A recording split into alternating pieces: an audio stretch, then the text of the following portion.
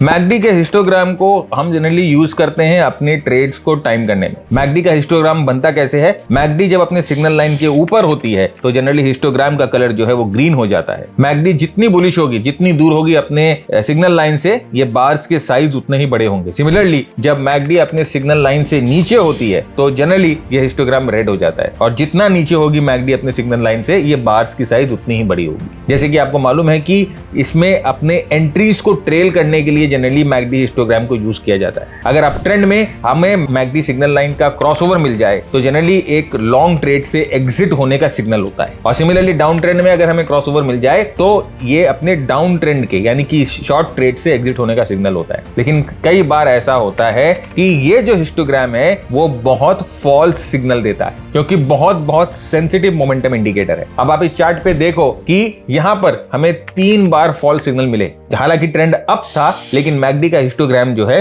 वो यहां पर नेगेटिव हो गया, और हम अगर यहां पर एग्जिट कर जाते तो शायद ये पूरा ट्रेंड जो है हमसे मिस हो जाता। इसी प्रॉब्लम को एड्रेस करने के लिए एक और इंडिकेटर डिराइव हुआ है जो बिल विलियम्स ने डिराइव किया था। ये इंडिकेटर का नाम है ऑसम ऑसिलेटर। ये ऑलमोस्ट सेम कैलकुलेशन पे बना हुआ है, लेकिन इसके लुक बैक पीरियड को थोड़ा सा ट्वीक कर दिया उन्होंने। और ये ऑसम ऑसिलेटर हम लोगों को ट्रेंड में ज्यादा समय के लिए बने रहने में मदद करता है, ये फॉल्स सिग्नल नहीं देता है। अब आप देखिए, जहां जहां पर मैकडी ने हम लोगों को फॉल्स सिग्नल दिए थे, ये ऑसम ऑसिलेटर फॉल्स सिग्नल नहीं देता है। अब ट्रेंड में ये जीरो के ऊपर कंसिस्टेंटली बना हुआ था, और अगर आप ऑसम ऑसिलेटर को यूज करते हैं मैकडी हिस्टोग्राम के बदले तो शायद आप अपने ट्रेंड में बने रहते। एक और एग्जांपल मैं आपको डाउन ट्रेंड में दिखाता हूं। देखिए, डाउन ट्रेंड में प्राइस जो है 50 डे के मूविंग एवरेज के नीचे कंसिस्टेंटली ट्रेड कर रही थी। हर एक pull back 50 day moving average पे टच कर रहा था और वापस नीचे की तरफ आ रहा था। मैकडी हिस्टोग्राम कई बार, हर एक बार पुल बैक पे ग्रीन हो रहा था, और जब ये मैकडी हिस्टोग्राम ग्रीन होता है तो जनरली ये